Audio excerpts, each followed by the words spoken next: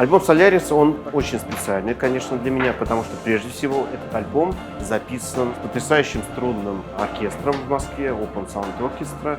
Он объединил мою музыку авторскую, которую я пишу для трио, и ту музыку, которую я вообще слышу в более масштабном формате.